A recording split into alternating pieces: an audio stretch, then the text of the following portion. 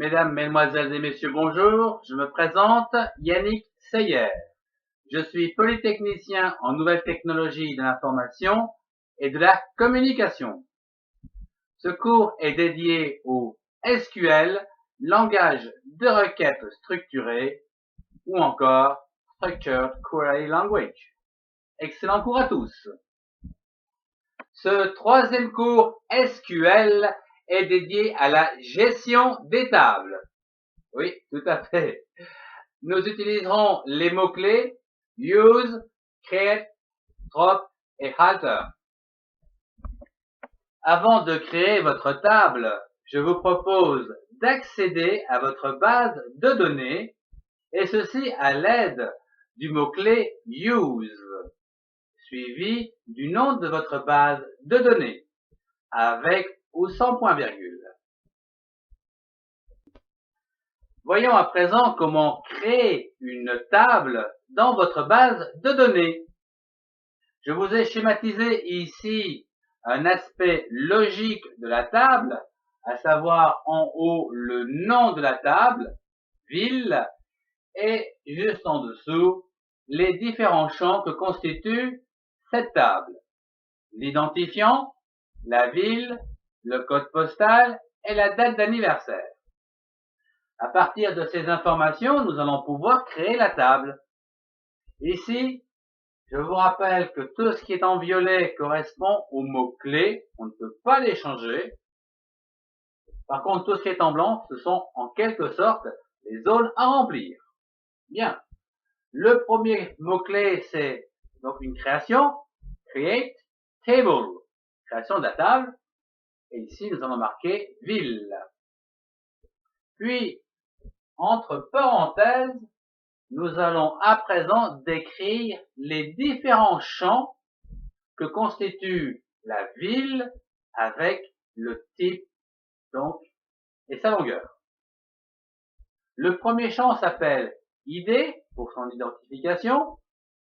Il est de type tiny int, c'est-à-dire un petit chiffre, note nulle, qui prendra très peu de place.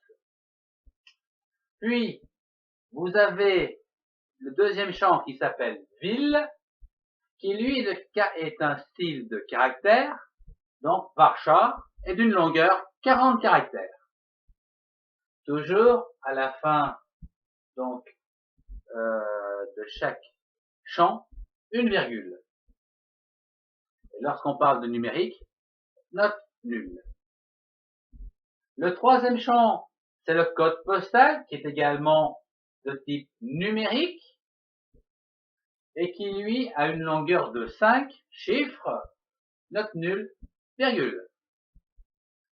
La quatrième zone, du moins le quatrième champ, la zone anniversaire de la ville, elle est de type date, c'est-à-dire à l'intérieur, il y aura une date. Virgule, et nous finirons donc cette ligne par primary key, c'est-à-dire la clé primaire, que j'ai mis ici sur l'identifiant. La phrase étant terminée, point virgule, ça valide l'ensemble, et automatiquement, vous avez votre table physique qui est créée avec le nom de la table, le nom des champs, les types et les longueurs, ou la taille.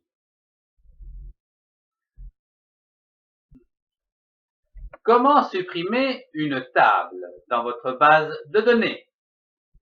Vous devez utiliser les mots-clés suivants, drop, table, if exist, et le nom de votre table. Ce qui veut dire que si votre table existe, on la supprime. Suite à quoi, un message système s'imprimera pour vous dire OK, query OK. C'est-à-dire, c'est fait, c'est exécuté. Comment renommer une table dans votre base de données? C'est simple, il suffit de prendre le mot-clé alter concernant le nom de la ville où vous voulez faire une modification. Ici, nous voulons renommer, donc rename to, ce qui va donc nous donner alter, le nom de la table à modifier, rename to, le nom de la nouvelle table, cities, point virgule, et le tour est joué. Je vous propose d'ajouter une colonne à votre table, c'est-à-dire un nouveau champ. Pour ceci, nous allons utiliser alter table, les mots-clés suivants, suivis du nom de la table que vous voulez modifier. Puis, les informations concernant cette modification, à savoir ajouter une colonne, add column, puis des informations sur cette colonne, le nom du champ, pays, son type, varchar, c'est-à-dire des caractères, et sa taille, 40, point virgule. Et voilà, vous avez créé une nouvelle colonne à votre table. Pour supprimer une colonne, c'est très simple. Nous utilisons toujours les mêmes mots-clés de départ, alter table, avec le nom de la table où nous voulons réaliser une modification quelconque. Ici, attention, nous voulons supprimer une colonne. C'est très dangereux. Il faut savoir qu'une fois que c'est supprimé, ça ne revient pas. Bien. Ici, nous utiliserons donc les mots-clés drop column avec le nom de la colonne que vous voulez virer. Ici, Anive. Point virgule. Terminé. On peut dire qu'une fois que cette étape est validée, la colonne n'existe plus. Ni le nom du champ, ni le type, ni les données. Tout est perdu. On est bien d'accord. Comment modifier une colonne dans votre table? Il suffit de prendre les mots-clés alter table, suivi du nom de votre table, suivi donc de la modification que vous voulez réaliser.